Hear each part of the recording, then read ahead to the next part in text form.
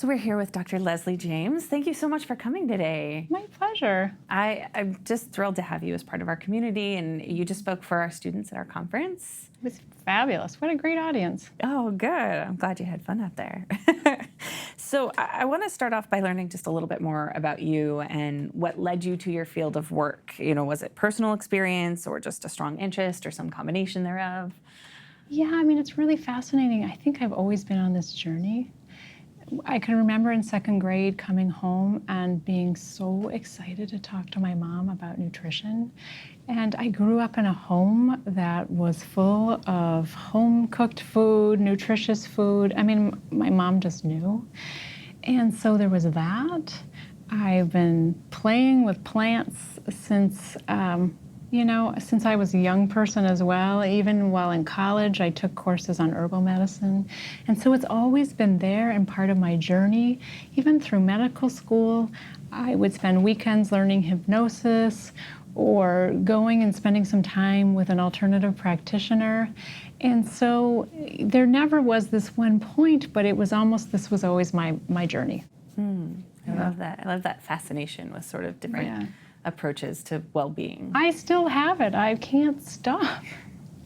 I think a lot of our audience can resonate with that just like lifelong curiosity about how to live the best life. Right, about how this works. And I mean, there really is this mystery, but this amazing biology. So I noticed as I was preparing for this conversation to chat with you, the tagline on your website is a healthy bridge between science and nature.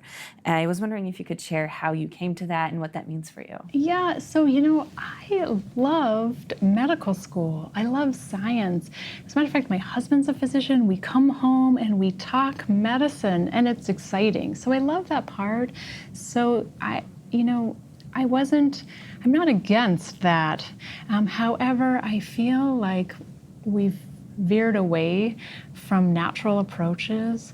And part of who I am, I just love plants and spending time in nature. And so it was this combination I felt, and that's why the tagline.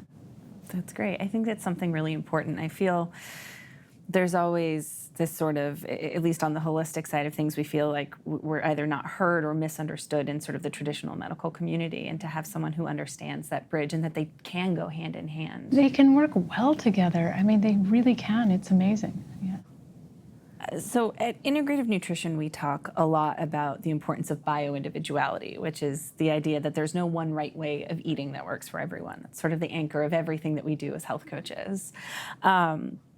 And obviously the benefit of that approach allows you or your clients to sort of ignore fad diets and get out of your own way and really figure out what works for you. And I was just curious, what's sort of your perspective on that? Have you had any instances where you've seen bio-individuality be true, or what your thoughts are on that? Clearly, and I think my thoughts really parallel. For a long time, I've thought, and I explain to people, there's no one way up the mountain. There's so many ways to get there. And in fact, I actually don't like to see this kind of competition between diet and nutrition styles.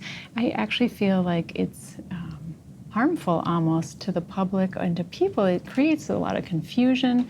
And I would love to see more collaboration between nutrition research. Instead of arguing whose diet's better, let's work together.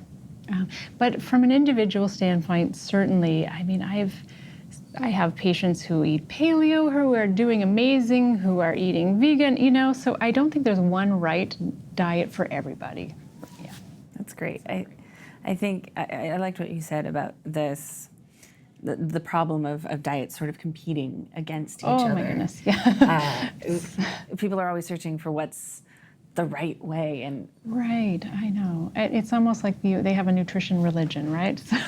It's true, and it's easy to, because it's part of you, and it's a part of sort of your lifestyle, to get caught up in that. And I think there's a lot of freedom to be found from breaking away from that. Yeah, I agree. So.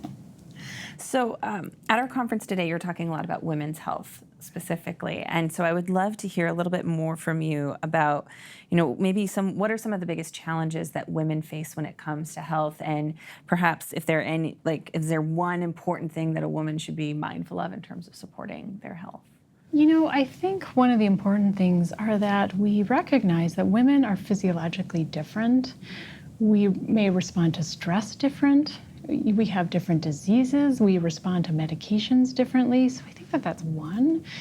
One of my biggest concerns for women is the impact of environmental toxicants.